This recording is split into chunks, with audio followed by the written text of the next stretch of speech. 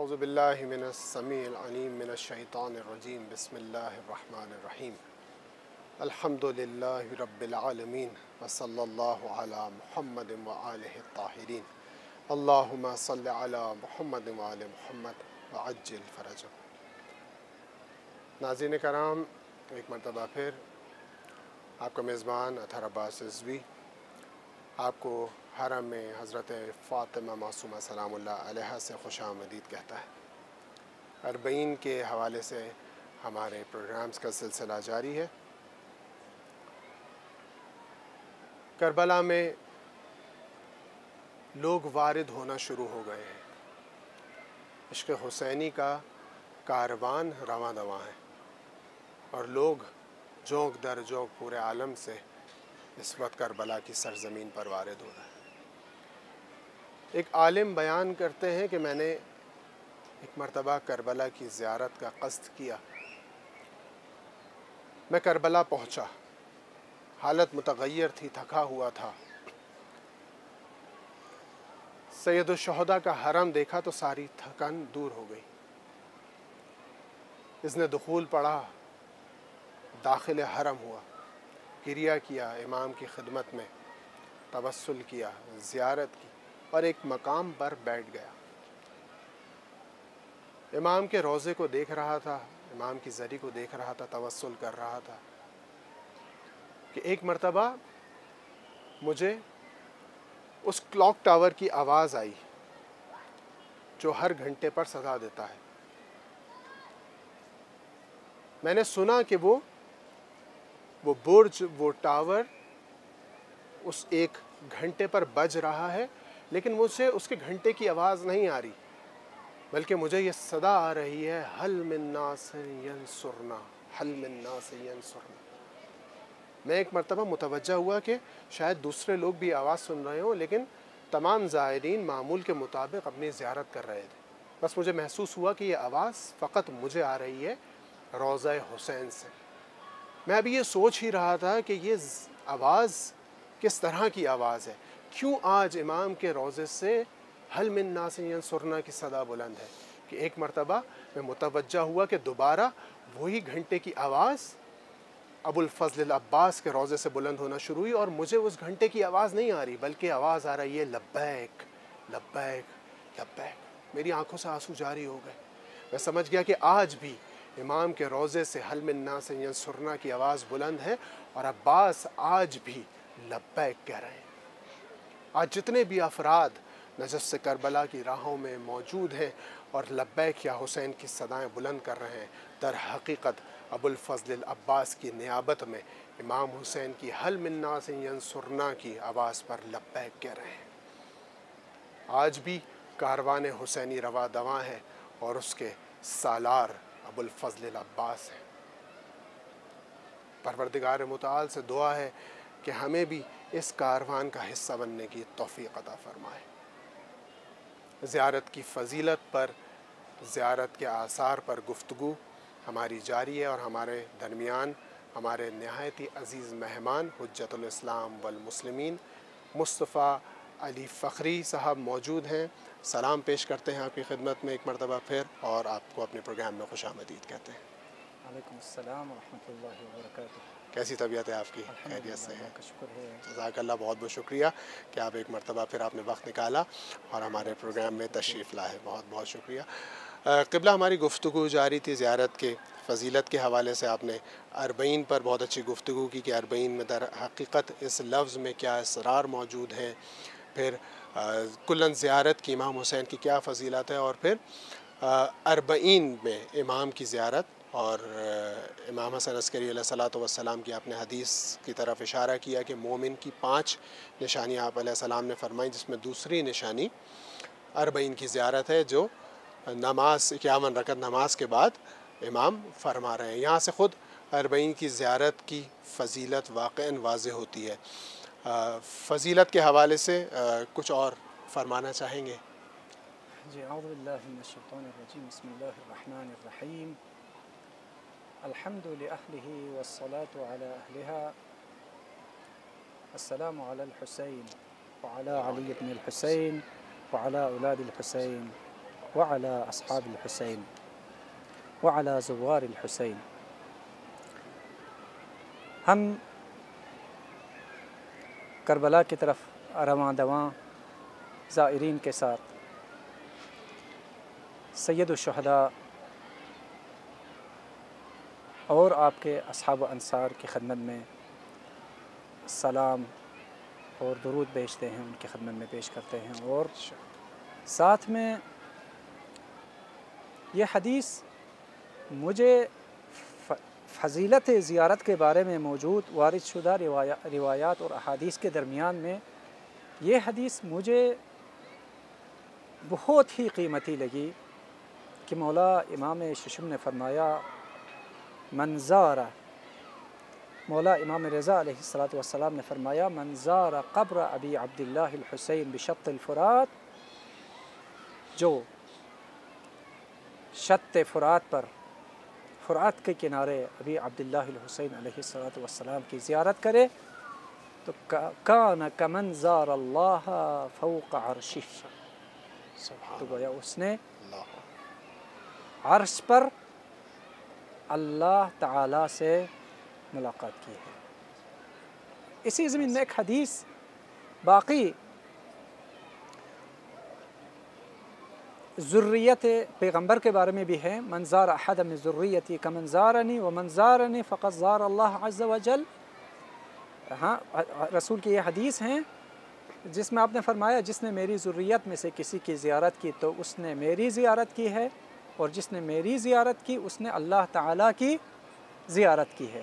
تو یہ تعبیر صرف اس روایت میں نہیں، باقی روایات میں بھی یہ تعبیر آپ کو دیکھنے میں ملتی ہیں، جس میں جو آپ تھوڑی دقت فرمائیں تو جو حسین تک پہنچتا ہے، جو حقیقی زائر ہوتا ہے، جو معرفت کے ساتھ حسین کو درک کرتا ہے، وہ خدا تک پہنچ جاتا ہے۔ بے شک بے شک۔ حسین کا راستہ وہی صراط مستقیم ہے، بے شک بے شک، خدا تک ملانے کے لیے ہے۔ تو جو واقعاً حسینی بنے، جو حقیقت میں حسین تک اس کی رسائی ہو، تو گویا اللہ تک اس کی رسائی ہے۔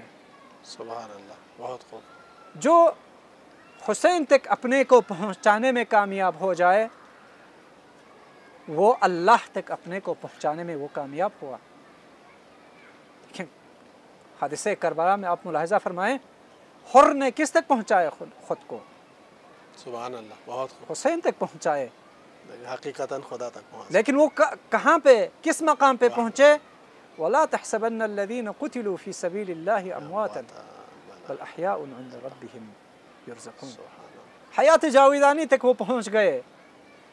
تو جو حسین تک، حسین کا حقیقی زائر بنتا ہے کہ زیارت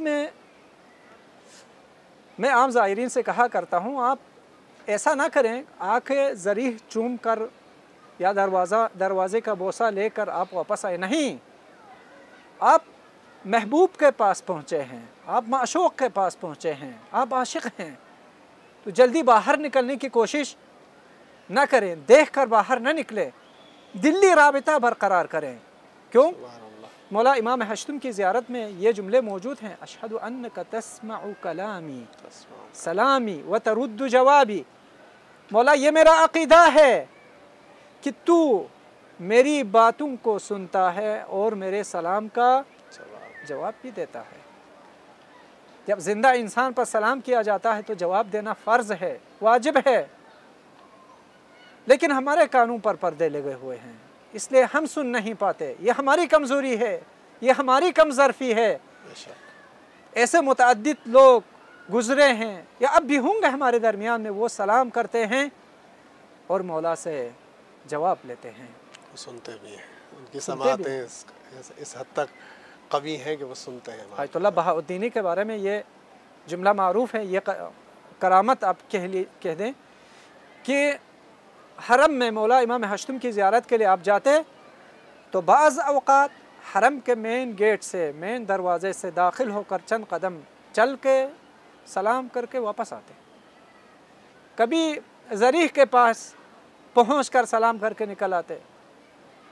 तो यानी ज़्यादा नहीं ठहरते। तो पूछने वाले ने पूछा, आगा आप आरिफ हैं, मुज्तहिद हैं, सालिक हैं, सब कुछ हैं, तो आपसे ये तवक्कुह की जाती है कि आप ज़्यादा इस मानवी फ़िज़ा से, हाँ, इस बाबरकत मकान से आप इस्तिफ़ादा करें, ज़्यादा से ज़्यादा दुआओं में, नमाज़ों में मसरूफ़ रहें। लेकिन हमें ये देखने को मिलता है कि आप बाज़ वक़्त जल्दी निकल जाते हैं, इसकी क्या वजह है?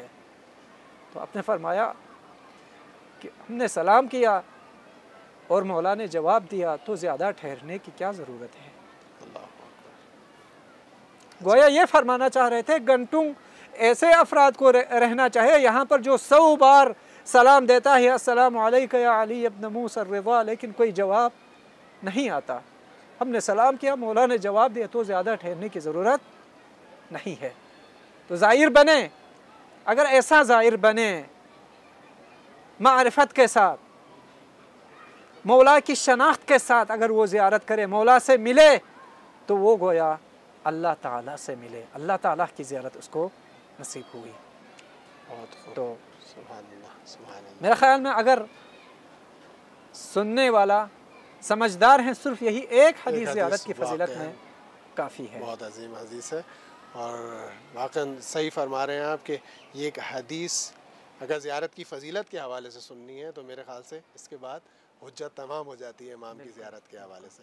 खूब अरबईन पर हम देखते हैं कि जो एक ख़ास फ़िज़ा है अरबईन पर, वो उस मशी की फ़िज़ा है, प्यादा रवी की फ़िज़ा है। आज पूरी दुनिया में अरबईन जो मारूफ़ है, उसमें एक चीज़, एक जुज़ जो अरबईन का है, वो यही 4-5 दिन या 6-7 दिन की प्यादा रवी है। बल्कि बहुत सारे शहरों से तो 20-20 दिन का फ़ासला है, बसरा दिन से फ़ासला है। और हमने ये भी सुना कि एक मरतबा ईरान से भी कुछ लोग कुम से मशी के लिए निकले, जो बॉर्डर्स क्रॉस करते हुए करबला पहुँचे। तो इश्क का बहरल ये कारवान रवां दवां है। ये प्यादा रवी का सिलसिला जो हकीकतन है, ये मशी का सिलसिला है, ये इसकी क्या तारीख़ है, कब से शुरू हुआ, किसने शुरू किया, इस हवाले से हमारे नाज़रीन जानना चाहेंगे कि प्यादा रवी की क्या तारीख़ है। देखें, बाज़ मुहक्किकीन ने इस बारे में कुछ किताबें भी लिखी हैं इस मशी के बारे में, ज़ियारत अरबाइन के बारे में, और तारीख़ी हिसाब से ज़माने अइम्मा अलैहिमुस्सलाम से लोग चलते आए हैं ज़ियारत के लिए। हो तो ये तो मुसल्लम है, क्योंकि उस ज़माने में सवारी की, हाँ मतलब बहुत कम ही लोग घोड़ा रखते थे या ऊँट। बहुत सारे लोग सफ़र कैसे करते थे, पैदल ही करते थे। होता था, या कारवान में 2-4 ऊँट भी होते थे, तो बाकी अफराद बारी बारी से शायद उस पर सवार होते, बाकी पैदल चल रहे होते। तो बाज़ मुहक्किकीन ने फरमाया है ज़माना अइम्मा से ही ये सिलसिला शुरू हुआ पैदल चलने का। तारीख़ी एतबार से अगर आप इस मतलब को हज़म करना चाहें तो आप सीरत अहले बैत को देखें, सीरत अइम्मा अलैहिमुस्सलाम को देखें, तो वहाँ आपको ये देखने को मिलती है कि अहले बैत अलैहिमुस्सलाम, इमाम हसन मुज्तबा अलैहिस्सलातु वस्सलाम और बाकी अइम्मा की ज़िंदगी में सवारी साथ में होते हुए हज के लिए पैदल चले। सवारी साथ में है, मौजूद है। ऐसा नहीं कि मौला के यहाँ सवारी नहीं थी तो पैदल ही चले, नहीं, बल्कि घोड़ा या ऊँट साथ में है, लेकिन मौला सवाब की खातिर तो पैदल चलने का सिलसिला, यानी इसको मौज़ूइयत हासिल थी। शायद इसकी वजह यह हो कि अफ़ज़लुल अअमाल अहमज़ुहा, बेहतरीन अमल वो है जिसमें मशक्क़त ज़्यादा हो, जिसमें सख्तियाँ ज़्यादा हों, जिससे इंसान को तकलीफ़ ज़्यादा पहुँचे। हाँ, जो कोई फ़र्ज़ करें, कोई नमाज ज़ोहर के नवाफिल पढ़ते हैं 8 रकात, एक नमाज शब 11 रकात पढ़ते हैं। भाई वो हाँ, नींद छोड़ के आधी रात को उठना या सहर के वक्त उठना, ये ज़्यादा मशक्क़त के हामिल हैं। ज़ोहर के वक्त हैं, ये भी फजीलत के हामिल है, लेकिन उसमें ज़्यादा मशक्क़त है, ज़्यादा सख्ती है। नींद छोड़ना, बिस्तर छोड़ना, उस वक्त उठना, ये ज़्यादा मशक्क़त के हामिल है। लिहाजा उसका सवाब क्या है, ज़्यादा होना चाहिए हम ज़ाहिरी एतबार से। और रिवायत में है अफ़ज़लुल अअमाल अहमज़ुहा।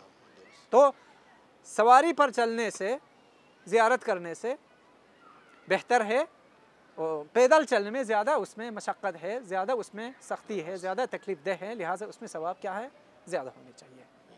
لہٰذا عصر ائمہ سے ہی لوگ پیدل زیارت کو ترجیح دیتے آئے، یعنی یہ عمل ایک بافضیلت عمل کے طور پر عمل ہوتا ہوا آیا، اس پر لوگ اس پر عمل کرتے آئے، اور بنی امیہ اور بنی عباس کے زمانے میں زیارت پر پابندی لگی۔ آپ کو معلوم ہے مشی سے ہٹ کر زیارت پہ آنے کو ممنوع قرار دیا۔ تاریخ میں آپ سنتے آئے ہیں، دیکھتے آئے ہیں کتنوں کے ہاتھ کٹوائے گئے، کتنوں کو قتل کیے گئے، کتنوں کو زندان میں، جیلوں میں ڈالے گئے، لیکن یہ سلسلہ نہیں رکا، زیارتوں کا سلسلہ نہیں رکا، لیکن مشی کے لیے جو ایک خاص اہتمام ہونا چاہیے تھا وہ ہمیں تاریخ میں اس طرح نہیں ملتے کہ کاروان نکلتے تھے، یا جس طرح ابھی آج کل مشی کا جو سلسلہ ہے اس کی کوئی مطلب اس زمانے میں اس کی گنجائش ہی نہیں تھی۔ بہت سارے زمانے میں زیارت پہ پابندی تو لوگ چھپ چھپے وہ آتے تھے زیارت کے لیے، زیارت کر کے واپس جاتے تھے۔ یعنی سلسلہ ائمہ کے زمانے سے جاری ہے، لیکن بیچ میں مشکلات کی وجہ سے شاید قطع ہوا ہو، لیکن اصل میں اس کی اصل ائمہ کے لیکن رسمی طور پر جو ابھی ہمارے ہاں مطلب مکتوب شکل میں یا مستند تاریخی طور پر ہمارے ہاں موجود ہے، وہ صاحب مستدرک الوسائل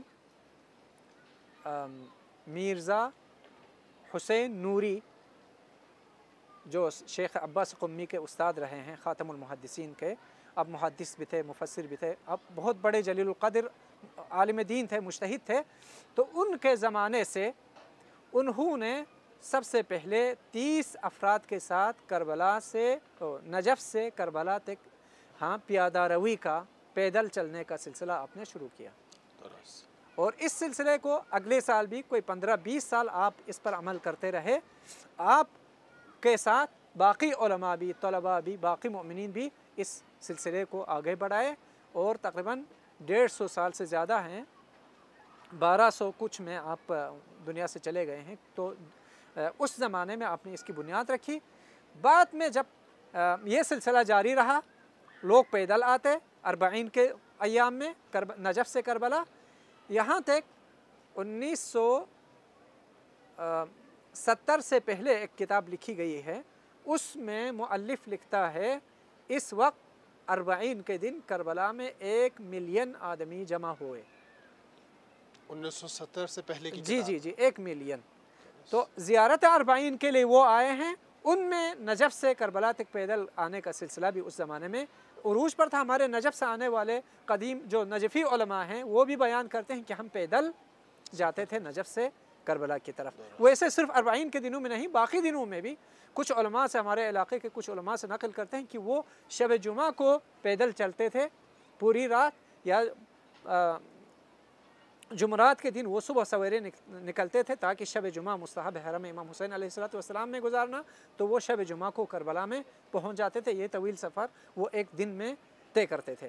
تو یہ سلسلہ مرزا محدث نوری کے زمانے سے یہ مکمل طور پر یہ شروع ہوا، اور آپ کو معلوم ہے بعثی حکومت کے آنے کے بعد عراق میں، صدام کی حکومت کے بعد، یہ سلسلہ ویسے زیارت پہ آنے پہ پابندی لگی، اور مشی پہ خصوصی طور پر پابندی لگی، اور آنے والوں کو سخت سزا دینے لگے، تو یہ سلسلہ کچھ مدت کے لیے رکا، اور صدام کے کوئی 25 سے 30 سال کا سلسلہ تھا، اس میں رکا۔ البتہ عراقی کچھ دوستوں کے نقل کے مطابق میں نے ان کی زبان سے سنی ہے، سلسلہ نہیں رکا، بلکہ عراق کے مختلف علاقوں سے لوگ آتے تھے، مشی کرتے ہوئے رات کو نکلتے تھے، تو وہ کہتے تھے کہ چونکہ دیہات سے آنے والوں کو، دوسرے شہروں سے آنے والوں کو راستے کا پتہ نہیں ہوتا تھا، تو ہم اپنے علاقے میں، اپنے اس میں محلے میں ہم لالٹین یا چراغ جلا کر رکھتے تھے تاکہ وہ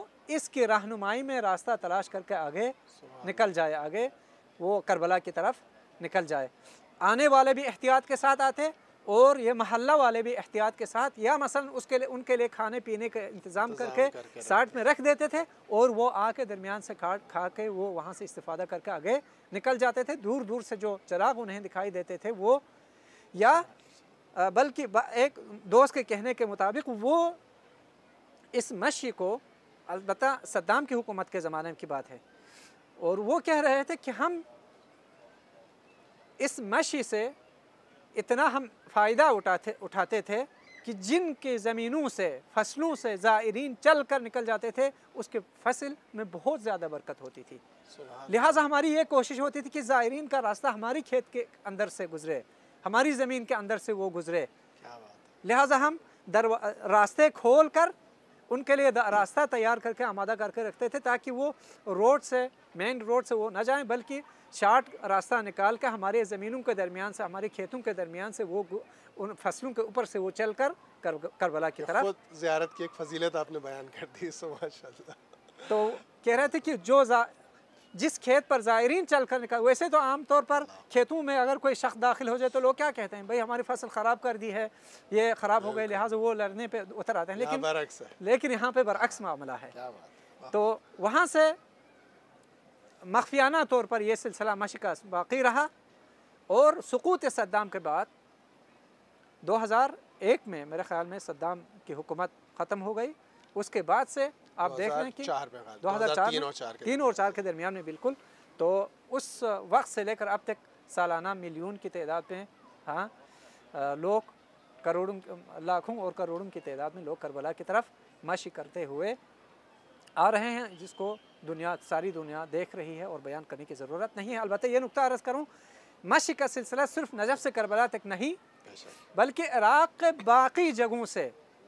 ایک دفعہ تقریباً 1435 7 سال پہلے کی بات ہے, میں جب اربعین سے چند دن پہلے وہاں پہنچا تھا, سامرہ کاظمین کی زیارت کر کے میں واپس نجف کی طرف آ رہا تھا, تو راستے میں گاڑی میں تھا. مشی کرنے والوں کا سلسلہ جس طرح نجف سے کربلا کی طرف جو سلسلہ جاری تھا, اسی ہی تعداد میں بلکہ اس سے زیادہ تعداد میں لوگ بغداد سے کربلا کی طرف آ رہے تھے. تو مطلب یہ عام طور پر 99% ہمارے زائرین, اردو زبان زائرین کربلا, نجف سے کربلا کی طرف زیارت وہ مشی کرتے ہیں, تو سمجھتے ہوں گے کہ یہاں پر ہی صرف یہ سلسلہ جاری نہیں بلکہ دوسرے علاقوں سے, حیدریہ یا دوسرے علاقوں سے جو راستے کربلا کے جو خود عراق کے مقامی لوگ ہیں وہ ہر جہت سے جو تمام راستوں سے کربلا کی طرف وہ سفر جو جس شہر سے جس کا تعلق بالکل ہے. اور میرے خیال سے وہاں پہ یہ ایک فضیلت سمجھی جاتی ہے, ٹرینڈ ہے, رسم ہے کہ اربعین کو امام کے روزے پر آنا ہے سب نے اپنے. البتہ نجف اور کربلا میں چونکہ نجف میں حوزہ علمیہ ہے, مراجع ہیں, مجتہدین ہیں, علماء ہیں, طلباء ہیں, تو مؤمنین بعض یہ ترجیح دیتے ہیں بھئی ہم بھی ان کے ساتھ ہمارے مشی کا سلسلہ یہاں سے ہم شروع کریں, تو وہ بھی اہتمام کے ساتھ نجف آتے ہیں اور نجف سے وادی السلام سے وہ اپنے مشی کا سلسلہ شروع کرتے ہیں. بہت خوب, بہت زبردست نکات کے ساتھ آپ نے بڑے مہم نقطوں پر تاریخ کے اس وقت روشنی ڈالی, شکر گزار ہیں آپ کے. خوب مشی کا سلسلہ بہرحال یہ ہے, یقیناً جب شروع ہوئی ہوگی ائمہ کے دور سے آپ نے فرمایا, اور اس کے بعد بھی جاری اور ساری رہی, یقیناً کوئی فضیلت اس پیادہ روی میں ہے. ایک تو فضیلت کی طرح آپ نے اشارہ کیا ہے کہ مشقت تو بہرحال اٹھانی ہے تاکہ جہاں بھی آپ جس ثواب کو حاصل کرنا چاہ رہے ہیں وہ چند برابر ہو جائے. مزید فضیلتیں کیا ہیں اس مشی میں کہ جو اس اربعین پہ اتنی تعداد میں انجام دی جا رہی ہے؟ مشی یعنی چلنا, اپنے پیروں پہ چلنا, اسی کو مشی کہتے ہیں. چونکہ یہ ایک اصطلاح بن چکا ہے ابھی کہ مشی کہیں ہر ایک کے ذہن میں یہ آ جاتا ہے بھئی پیدل چلنے کو مشی کہا جاتا ہے. آپ اس کی فضیلت کے لیے پھر روایت کی طرف رجوع کریں.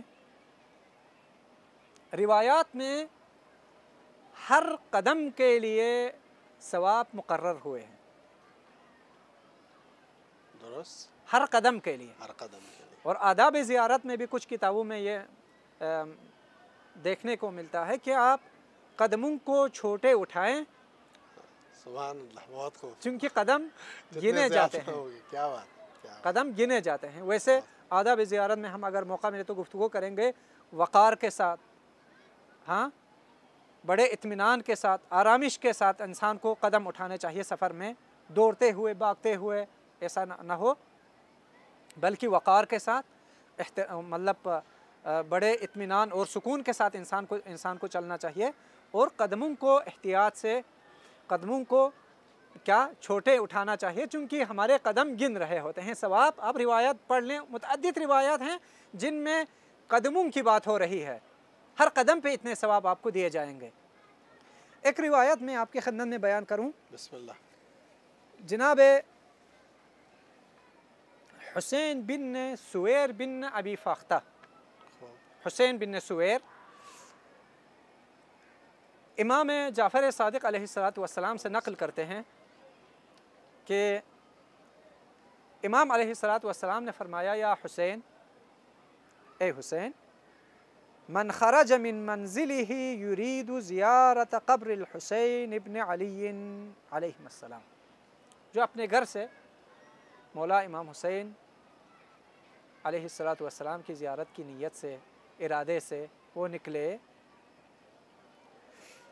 ان کان ماشیا، اگر وہ ماشی کر رہا ہو، یعنی وہ اگر وہ پیدل چل رہا ہو، اپنے قدموں پر وہ سفر کر رہا ہو، تو کتب اللہ لہ بکل خطوۃ حسنہ، اللہ تعالیٰ اس کے ہر قدم کے لیے ایک حسنہ لکھتا ہے،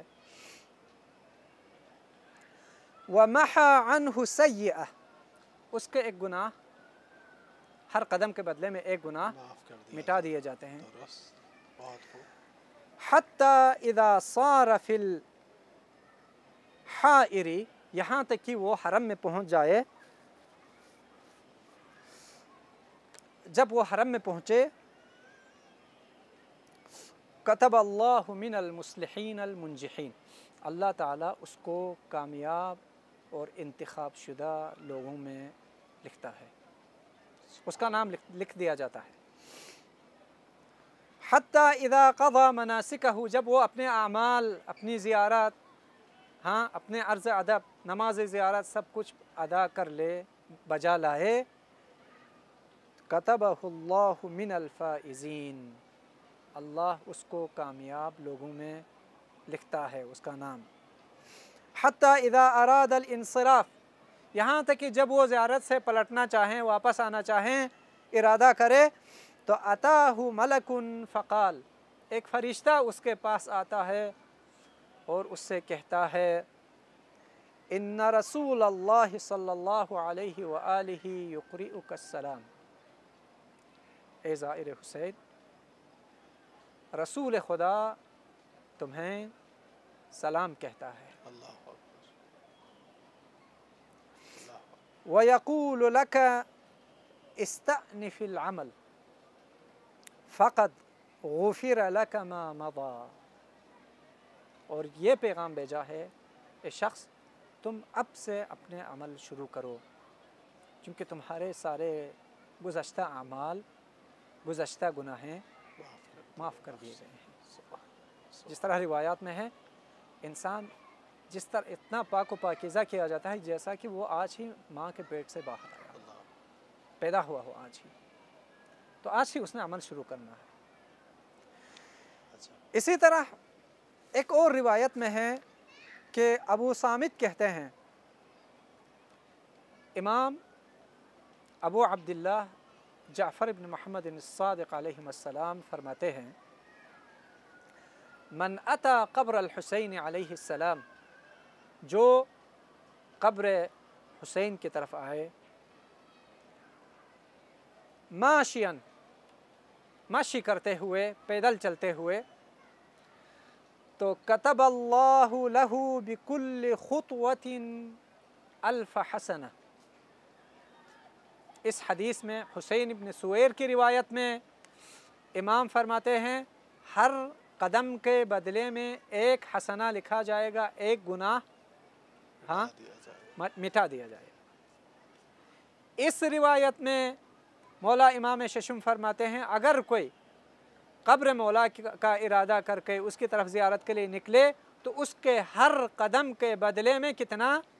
1000 حسنہ اس کو دیا جائے گا، وَمَحَا عَنْهُ أَلْفَ سَيِّئَةٍ، ہر قدم کے بدلے میں 1000 گناہ اس کے مٹا دیے جائیں گے۔ وَرَفَعَ لَهُ أَلْفَ دَرَجَةٍ، اور اس کے لیے 1000 درجہ بلند کر دیا جائے گا۔ اللہ اکبر، عجیب فضیلتیں ہیں امام کی روایات میں۔ تو دیکھیں، آپ ہی اندازہ لگائیں، اگر کوئی پیدل چل کے ہر قدم کے بدلے میں اتنا ثواب کما سکتا ہے تو وہ کیوں گاڑی میں سوار ہو جائے، سبحان اللہ، کیوں وہ فلائٹ پہ سفر کرے؟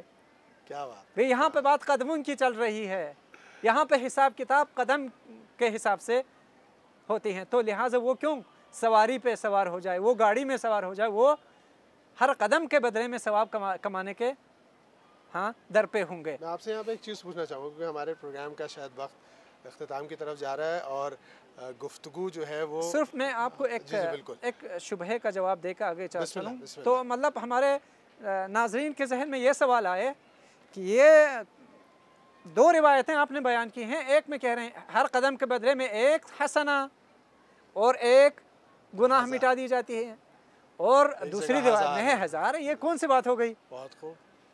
یہ صرف اس میں نہیں بلکہ آپ کو دوسری روایات میں بھی یہ نظر آئیں گی کہ بعض میں بہت بڑی فضیلت بیان ہوئی ہے، بہت بڑا ثواب ذکر کیا جاتا ہے، اور بعض روایات میں اس کے مقابلے میں کم ہے۔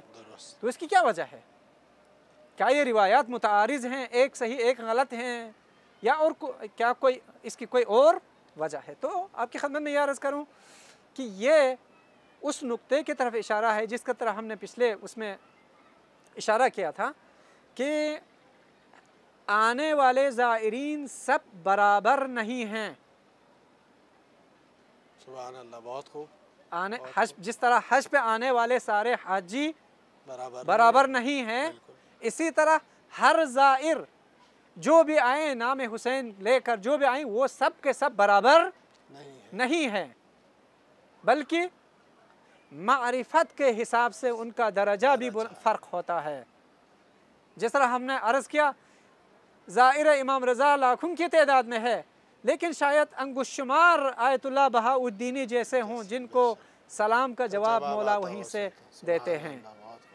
یعنی کسی کا 1 گناہ معاف ہو رہا ہے، کسی کے 1000 ہو رہا ہے، لہٰذا وہ اس میں یہ بھی ہمارے اپنے ہاں ہیں کسی حد تک کہ آپ اپنی معرفت کو بڑھائیں، بے شک آپ اپنے کو مولا کے ہاں عزیز قرار دیں، آپ اپنی معرفت اور امام کی شناخت کو اگر آپ بڑھا دیں، امام کے بارے میں اپنی شناخت کو آپ بڑھا دیں تو آپ کے ثواب کے درجے میں بھی آپ کو معلوم ہے آنے والے زائرین میں ہم خود ایک قافلے میں ہوتے ہیں، لیکن ایک گھر سے نکل کر کربلا پہنچنے تک وہ مولا کے غم میں روتے رہتے ہیں، اور کچھ ایسے افراد بھی ہیں جو ہنسی مذاق کرتے ہوئے گویا وہ کسی تفریح کے لیے نکلے ہوں۔ قطعاً یہ دونوں برابر نہیں ہو سکتے ہیں، لیکن یہ میں زائرین سے کرتا ہوں کہ در اہل بیت پہ آنے والا کوئی بھی خالی ہاتھ واپس نہیں جاتا۔ آپ جس شکل میں بھی آئیں، کسی بھی اس سے آپ کا تعلق ہو، آپ کے نام اعمال جو بھی ہوں، لیکن جب آپ در اہل بیت پہ آتے ہیں تو آپ کو خالی ہاتھ واپس نہیں کرتے، وہ سخی ہیں۔ لیکن یہ آپ کا کمال ہے کہ آپ جتنا اس گھر سے لے کر جا سکتے ہیں، فیضیاب ہو سکتے ہیں، یہ آپ کی آپ پہ ڈیپینڈ ہیں۔ آپ خود اپنے کو اہل بنا لیں اس کا کہ آپ در اہل بیت سے جتنا حاصل کر سکے، جتنا فیضیاب ہو سکے، جتنا حاصل کر سکیں کر کے اپنی جولی بھر کے آپ لے جائیں، اپنی دنیا اور آخرت سنور کے آپ جائیں یہاں۔ سبحان اللہ، بہت خوب۔ آپ نے ایک چیز کی طرف اشارہ کیا اور میں چاہوں گا کہ ناظرین اس سے بھی مستفید ہو جائیں۔ آپ نے فرمایا کہ جب مشکل دور تھا، خاص طور پر صدام کے دور میں، اس وقت لوگ اپنے گھروں کے باہر روشنی جلا دیتے تھے اور اپنی فصلوں سے گزرنے والے زائرین کو متبرک سمجھتے تھے اپنی فصلوں کے لیے۔ یہ فداکاری، یہ خدمت گزاری زائرین کے لیے جو آج بہت زیادہ دیکھنے میں آ رہی ہے اربعین کے موقع پہ، کہ کوئی شخص بیٹھا ہے وہ کسی کے جوتے صاف کر رہا ہے، کوئی پاؤں دبا رہا ہے، جبکہ اپنے گھروں میں شاید لوگ کوئی کام انجام دینے میں انتہائی سستی کا مظاہرہ کرتے ہیں، لیکن جب امام حسین کی راہ میں زائرین کی خدمت میں آتے ہیں تو عجیب فداکاری دیکھنے میں آتی ہے۔ کلینکس، ڈاکٹرز وہاں پہنچے ہوئے ہیں، ہاسپٹلز ہیں، کلینکس لگائے ہوئے ہیں، زائرین کی خدمت میں کھانا پیش کیا جا رہا ہے، مطلب عجیب قسم کی فداکاری، عجیب معنویت کا ماحول ہے۔ کیوں ہے ایسا؟ ایسا امام کی زیارت میں، یہ اس پیادہ روی میں ایسا کیا موجود ہے کہ لوگوں کا یہ جذبہ ہے؟ اس کی طرف اشارہ کیجئے، ہمارے زائرین سننا چاہتے ہیں کہ واقع اس کی کیا علت ہے، کیا وجہ ہے؟ اصل میں وقت ختم ہونے جا رہا ہے، اس لیے میں مختصر کروں۔ پہلی بات یہ ہے کہ اسلام میں انفاق، خرچ کرنے راہ خدا میں، راہ اہل بیت میں خرچ کرنے کی بہت زیادہ فضیلت آپ روایات اور قرآن کریم میں آپ مشاہدہ کر سکتے ہیں۔ ان کی طرف ہم نہیں جاتے۔ ایک روایت میں آپ کی خدمت میں تبرکاً عرض کروں بسم اللہ، کہ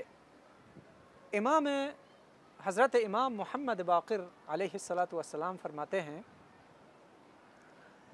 ان اللہ عز وجل یحب اطعام الطعام و اراقۃ الدماء۔ اللہ تعالیٰ اس کو بہت چاہتا ہے، اس کو دوست رکھتا ہے، پسند ہے اللہ تعالیٰ کو کہ کھانا کھلایا جائے اور خون بہایا جائے، یعنی مطلب ذبح کر کے لوگوں کو کھانا کھلایا جائے اور گوشت کھلایا جائے۔ یہ عام طور پہ، یہ عمومی طور پر کربلا سے، زیارات سے ہٹ کر آپ کہیں پر بھی، جہاں پر بھی آپ کو ممکن ہو، آپ کھانا کھلائیں۔ کھانا کھلانے، پانی پلانے کا بہت بڑا ثواب ہے۔ بہت خوب۔ اور امام صادق علیہ السلام فرماتے ہیں، من اطعم مؤمنا حتی یشبعہ، کوئی کسی مؤمن کو کھانا کھلائے یہاں تک کہ اس کا پیٹ بھر جائے، یعنی پیٹ بھر کھانا کھلائے، تو لم یدری احد من خلق اللہ ما لہ من الاجر فی الآخرہ۔ مخلوقات میں سے، دیکھیں دائرہ صرف انسان نہیں، مخلوقات میں سے کوئی بھی نہیں جانتا، حساب نہیں کر سکتا کہ اس کا اجر کتنا ہے روز قیامت، یعنی قیامت کے دن کتنا اجر اس کو ملے گا، یہ اس کو کسی بھی انسان کو، کسی بھی مخلوق کو پتہ نہیں ہوگا۔ لا ملک مقرب ولا نبی مرسل الا اللہ رب العالمین، نہ کوئی فرشتہ جانتا ہے اور نہ کوئی نبی مرسل، نہ کوئی فرشتہ اس کو جانتا ہے کتنا اللہ تعالیٰ اس کو اجر دے گا، اور نہ کوئی نبی مرسل اس کو جانتا ہے سوائے اللہ تعالیٰ کے، خود ہی جانتا ہے کہ اپنے اس بندے کو کتنا اجر عطا کرنا ہے۔ سبحان اللہ، بہت خوب۔ بہرحال اس پہ گفتگو میں جانتا ہوں بہت مفصل ہے، اور یقیناً یہ بہت مہم ہے اس وقت، کیونکہ سب سے زیادہ اربعین میں آج ہم جو جذاب ترین چیز دیکھ رہے ہیں وہ یہ مشی ہے۔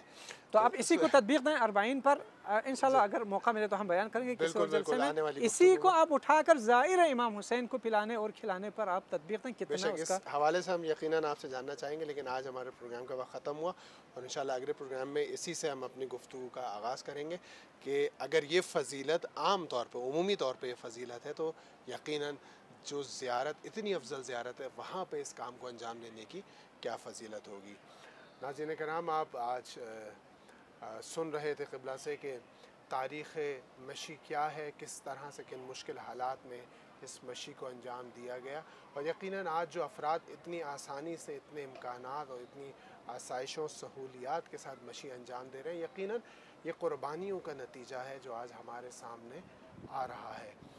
کچھ لوگوں نے قربانیاں دی ہیں، کچھ لوگوں نے اپنا خون بہایا ہے، کچھ لوگوں نے خون کے آنسو پیے ہیں، کچھ لوگوں نے اپنے گھروں میں فاقے کیے ہیں کہ آج یہ کاروان اس طرح سے رواں دواں ہے، اور آج اس ہمارے تمام زائرین جو اس مشی میں رواں دواں ہیں، امام کے روضے پر جا رہے ہیں، یقیناً مرہون منت ہے ان لوگوں کے جنہوں نے اس راہ میں قربانی دی ہے۔ ان لوگوں کو جنہوں نے اس راہ میں قربانی دی ہے، انہیں اپنی دعاؤں سے فراموش نہ کیجیے گا۔ جو افراد ہماری آواز سن رہے ہیں اور یا آنے والے وقتوں میں انشاءاللہ انہیں توفیق الہی سے زیارت سید الشہداء عنایت ہو، وہ یقیناً جائیں تو ان لوگوں کے لیے ضرور دعا کریں کہ جنہوں نے اپنی زندگی میں اپنی اولاد، اپنے مال، اپنی ہر چیز سے امام کی راہ میں قربانی دی ہے۔ انشاءاللہ اگلے پروگرام تک کے لیے ہمیں اجازت دیجیے، انشاءاللہ دوبارہ آپ کی خدمت میں حاضر ہوں گے، اور مزید 40 کے حوالے سے، فضیلتوں کے حوالے سے، اور اسی متعلق کہ امام کی راہ میں قربانی دینے کی کیا فضیلتیں ہیں، گفتگو ہمارے مہمان کے ساتھ جاری رہے گی۔ تب تک اپنے میزبان اطہر عباس رضوی کو اجازت دیجیے گا۔ فی امان اللہ۔ اللہم ارزقنا فی الدنیا زیارت الحسین وفی الآخرت شفاعت الحسین علیہ السلام۔